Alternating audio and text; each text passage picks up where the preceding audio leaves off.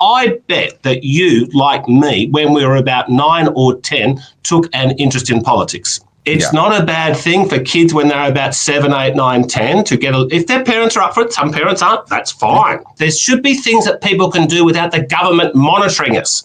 Well, we are just a few weeks away from the introduction of the Labor Party's under 16s social media ban, where any user under the age of 16 is supposed to be removed from a whole host of different social media platforms, including the most popular ones that are used by young people all over the world. I've said for many months now that if they actually follow through and implement this, and it's certainly very clear that that's what they plan to do, then it is going to lead to a bunch of lawsuits. I've had video after video detailing what I think is going to happen and why, but someone has come out of the gate a little bit quicker than what even I expected. And that someone joins me now on the Topher Project. It is Libertarian MP John Ruddick. John, thank you so much for joining me once again on the Topher Project. Good to see you, Topher. Now, John, you've gotten together with some like-minded people and you formed a thing called the Digital Freedom Project. Now, this is a relatively new project as I understand it. I believe you're now the spearhead of that project. Can we start there? Can you tell me a little bit about what is the Digital Freedom Project? Why have you formed? And why is the Digital Freedom Project specifically the ones that are now bringing this lawsuit against the eSafety Office? People, your viewers will be different, but barely anybody in Australia is aware about this freight train is about to hit them. Pretty much every Australian, there'll be some exceptions, but pretty much every Australian has got some form of social media. And on the 10th of December, they're going to find out, well, you can't access social media, including my 84-year-old mother, who occasionally likes to watch, her grandkids on Facebook or, her crazy son on, giving a speech on YouTube or something. So she's got to prove that she's not 16. And so there's two really bad aspects to this law. I'm sorry to interrupt this interview with John Ruddick MP. We'll get back to him very, very shortly. But first, my name's Topher Field. This is the Topher Project. And this is what I do. I bring you interviews and stories that you won't probably hear in very many other places. And I help people like you, busy people, not only to know what's going on, but to cut through the crap and the noise and the nonsense and really understand what's going on. And this is a particularly important lawsuit and a particularly important story because, as I've said before, the battle for freedom was going long before I was born, and it will keep going long after I'm dead. All we get to do is decide what we do when it's our turn. And if you're breathing, well, it's your turn right now. And I'm very grateful to John Ruddick and the team that are putting together this lawsuit, this appeal to the High Court of Australia, and I'll be watching it and following it very, very closely. If you appreciate what I'm doing here at the Topher Project and you like my videos and my interviews, then you're going to love my books. They're about government, power, civil disobedience, and the role that civil disobedience plays in limiting the power of government, even in the modern age. There's my first best-selling book, Good People Break Bad Laws. Then, for those of you that are Christians, there's my second best-selling book, Good Christians Break Bad Laws. This is the biblical theology of civil disobedience and why I believe that Christians should be among the very first people to stand up against government when government exceeds its God-given powers. Then there's my DVD documentary, Battleground Melbourne. This is my multi-award-winning documentary about the madness that went down during COVID in Victoria. As I say, this is not my story. I didn't write this story. This story was written by the incredible people of Victoria who stood up against Daniel Andrews. I just had the privilege of directing and telling this story, and it's won many awards. It's a fantastic documentary, if I do say so myself. You can get a copy of it via DVD at my store, or you can actually go to battlegroundmelbourne.com and you can watch it completely for free. I made the promise to the people of Victoria that I would make it available for free online for as long as I possibly could. So you'll still find it there at battlegroundmelbourne.com. But if you want the DVD, then you'll get that from goodpeoplebreakbadlaws.com. Also, you'll find my t-shirts and my hoodies. There's a range of designs, and 5 designs are being discontinued soon. So head over to goodpeoplebreakbadlaws.com, grab whatever you like, because at the end of November, there's a bunch of designs disappearing. And all of that is going to help me to keep doing what I do here at the Topher Project and bringing you stories like this one. One more thing quickly, if you've already got my books and my merch and you'd like to give me some support, then you can do that by buying me a coffee via the Buy Topher a Coffee button that you'll find at topherfield.net. Now, without further ado, let's get back to this interview with John Ruddick MP. The fact that we've all got to show to the government that we're all over the age of 16, got to upload your digital ID and other things, then they know, and then it's going to be very difficult for anonymous accounts. The other thing, Topher, which I feel very strongly about, is that I bet that you, like me, when we were about 9 or 10, took an interest in politics. Yep. It was unusual in the playground at the time, but some of us are just born with a political DNA in us, right? And we just take it. Now, as you get older, when you get to about 60, most people are interested in politics, right? But some of us at a young age are interested in politics. Okay, now, when I was about 10, my mother bought the World Book Encyclopedia. I used to just sit there and read all the stuff about politics, right? What would I do now? I'd go into YouTube. It's going to be banned. So and you know what's going to happen, Topher? That the government is saying, right, that you're going to have if you're 15, 16, you're 11, 10, 12, 12, 13, 14, 15, 16, no social media. Sure. Then they drop you into the deep end. It's not a bad thing for kids when they're about 7, 8, 9, 10 to get if their parents are up for it. Some parents aren't. That's fine. Parents know best. Yep. That they can sort of maneuver their way around social media and get a bit of a radar for fake accounts and baddies. Okay, they can work it out themselves. If they just dropped into the deep end at 16, we can have more problems. Yeah. And that, of course, assumes that this ban actually works as it is intended to work, and that is that under 16s are not able to be on social media. We know, of course, in reality, under 16s are simply going to find unregulated corners of the internet, which will turn into honeypots for predators. And unfortunately, yet again, we're going to see that government has made something much, much worse than what it otherwise would have been. Before we get to the lawsuit specifically, I want to come back to the Digital Freedom Project. There's quite an interesting group of people that have come together, and a group of people, freedom of speech and the defense of freedom of speech used to be something that was universally held to across the entire political spectrum. That looked like it had fractured. That unity on that particular topic looked like it had fractured. But in some senses, in my opinion, this Digital Freedom Project that you're spearheading looks like it's actually reformed a pretty broad spectrum of support. Tell us a little bit more about who's behind the project, who you've got coming with you, and also their particular reasons why. Okay, well, look, often in Parliament, I refer to the Libertarian Party as the anti-Greens. Now, 95% of the time they're wrong, maybe 98% of the time. I'll tell you where they are good. They are good on civil liberties, okay? Yeah. And so, look, I don't think David Shoebridge has officially joined us. He's the Green senator. But he describes himself as a left libertarian. And it was the Greens who voted against this in the federal parliament. Who voted for it? Labor and Liberal. Okay, so... So I believe we're going to have a very broad spectrum of supporters. People are signing up, and I'm hoping some of the tech platforms can swing in behind what we're doing. I'll tell you why this is such an important thing, Topher, is because they're doing this all around the world. Did you see the thing in Nepal? Did you see the thing in Nepal, what they did in Nepal about this? Yes, I did. I chose not to post about it because I've already been in trouble with the law regarding incitement, and I post a lot of things critical of government. But yes, ultimately, the Nepalese people ultimately burnt down their parliament house and ran a lot of their politicians out of the country. Yeah, well, and that's in Nepal. Now, they're doing this in Europe, Western Europe, Eastern Europe. They tried it in the United States. Joe Biden tried it. First Amendment, thank you very much, founding fathers of America. Supreme Court said, no, Mr. President Biden, not allowed. Now, unfortunately, we don't have that same protection here in Australia, but Australia is really at the tippy point of this. Okay, so if we can have a big victory here, hopefully these East German style surveillance people will get the message that we don't want this. There should be things that people can do without the government monitoring us. And that's these people in the government, they crave to know everything. And this is a big part of it, and we've got to win this one. There's this totalitarian instinct that seems to have really emerged. It's always been there, but it seems to have really come back to the fore, particularly as a result of and since COVID.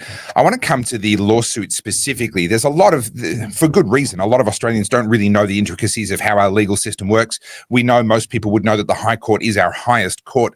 But realistically, what's possible? What's the crux of this lawsuit? What's the basis upon which you're going into court? And just to set expectations for people out there who are watching this, what's the timeline here? What could we possibly expect to happen? Okay, so I expect that by about Tuesday this week, we will have officially lodged with the High Court of Australia saying we want to challenge this on, say it's contrary to the Constitution. Now, the law comes into effect on the 10th of December. The High Court is not going to hear this case before then. Now, the High Court hopefully will before then publicly say that they will accept, that they agree to hear this case. Now, are they going to do that? Well, look, we're 90% sure. I mean, it's not. Now, some people, they lose in court and then they go to the High Court about some mundane thing, mundane for the public, not for them. And the High Court says, no, we're not interested. That probably happens most of the time. But I think on a constitutional matter, a big, important bill, I think they're going to say, yes, we will rule on this. Now, when are they going to do that? Well, I would imagine that it's going to be February, March next year, fairly early in the new year, because they're going to say, this is important. We need to clarify this situation.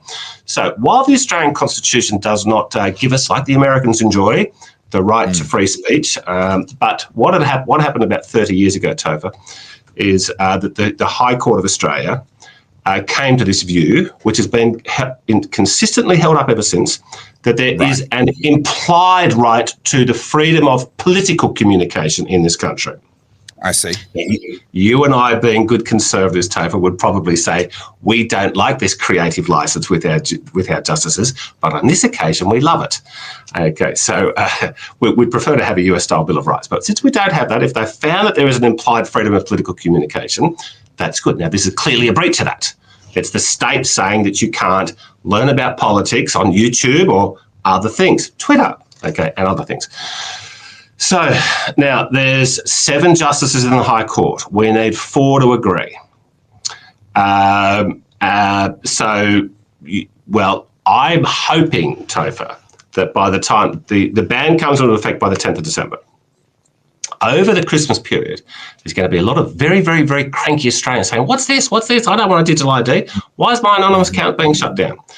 And so hopefully the justices of the High Court, when they're at Christmas with their grandkids and their kids, and they'll see how angry people are about it. Okay, so then by the time we get to February, March, and look, I've got to say, I'm usually very critical, like you, of the mainstream media.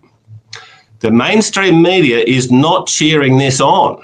Okay, so they could become allies here too. So I think it'll be like a hearing. It'll probably take 2 or 3 days.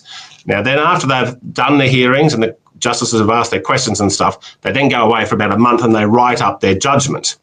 Now, sometimes they have it. Sometimes if there's 7 judges, if 4 of them agree that it's bad, then they might write a joint judgment, or they might write their own little ones. We're hoping it's going to be a 7-0 victory. Okay, but then we'll get this thrown out. And that we can turn the tide on the surveillance state. Yeah. Well, this is just one of a number of scenarios that are happening here. I do want to make one little correction of what you said there. You referred to me as a good conservative. I'm these days a very bad conservative. Thank you very much. I'm much more of a libertarian than I am a conservative, but I do have conservative roots and those instincts still do exist. But you're quite right. I'm not a fan of this adventurism with our constitution, although I do happen to agree with it in this case. So what you described is correct.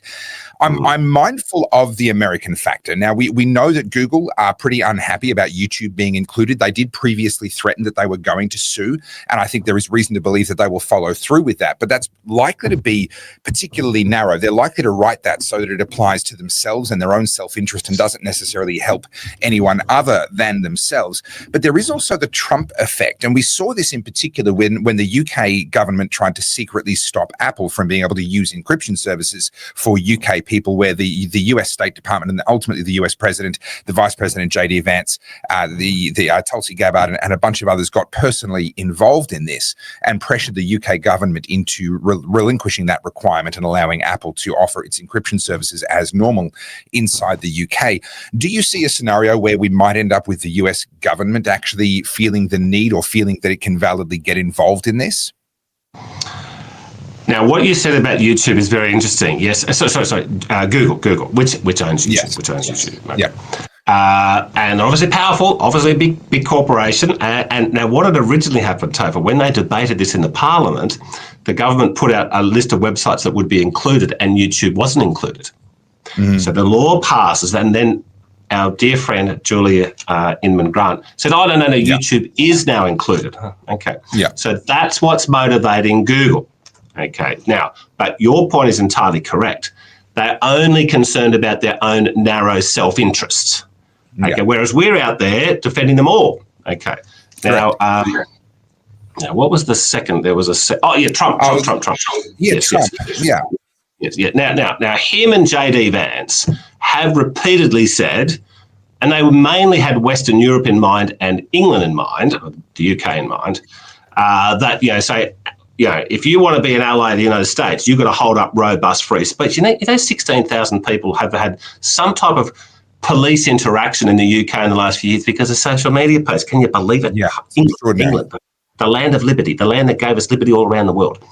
And so that's what they were directed at. But I will have to say, they were talking that good talk very early on in the administration. I haven't heard too much about them saying it lately. I think these European leaders and Albo and the South Korean leaders and these Japanese leaders, you know what they've worked out? If you flatter Trump, you get what you want out of Trump. That's what they've worked out. This is why, the British putting on a state visit for a foreign head of state is a very, very rare thing. I can't remember the last time an Australian Prime Minister had a big state where you get to meet the King and the Queen and blah, blah, blah, blah. But Trump's had two. Trump's had two state visits because they've worked out, we can get what we want out of Trump. So I am worried about Trump that he might have gone soft on this issue, which would be disappointing. Well, that is interesting. I have a slightly different view, but obviously only history is going to really show us what's going to happen. None of us can really predict it, but they did follow through. And this was a relatively recent thing. And being obviously foreign politics, there's no reason you'd necessarily be across this. But it was only in the last few months, last 2 months, I believe, that we saw the UK back down on this issue with encryption and Apple. And it was very much attributed to particularly JD Vance and Tulsi Gabbard as the main stalwarts who really held their ground and forced that to happen. So it will be very interesting to watch whether or not the US giants are going to get involved in lawsuits. Of course, Julie Inman Grant has written these regulations such that they can be interpreted a lot of different ways. The tech giants simply have to take reasonable steps. And that, of course, is a phrase that is very open to interpretation. And anything open to interpretation is therefore prone to lawsuits. But John, thank you so much for being the first cab off the ranks. Thank you so much for spearheading this Digital Freedom Alliance. And look, I really look forward to seeing what happens with this particular lawsuit. I do hope that the High Court hear it quickly, and I hope that your optimism around a 7-0 win does prove to be what happens. But in the meantime, we'll have to wait and see. Thank you so much for coming on the Topher Project. Well, Topher, I'm happy to keep talking to you about this issue until we get the judgments. I really appreciate your interest. I'll definitely have you back on. Thank you. That was John Ruddock MP telling us about the High Court lawsuit that he will be bringing in conjunction with some other supporters against the under-16s social media ban that the eSafety Office under Julie Inman Grant is ramming down our throats on the 10th of December. I am personally a little more excited about this than I probably should be. It is going to be probably a multi-month drawn-out battle, and of course victory is uncertain. There might be many rounds in this particular story yet to go, but you can rest assured that I will keep you up to date and follow this story as it progresses. My name's Topher Field. This is the Topher Project, and this is what I do. I help busy people like you to keep up with the world as it changes around us. If you like my videos, you're going to love my books, and of course, don't forget my DVD and the multiple different designs of merch that you will find in both t-shirts and also in hoodies that are all available at goodpeoplebreakbadlaws.com. Some of them are about to be discontinued to be replaced with new designs, so make sure if you see something you like that you grab it before the end of November. And as always, think free.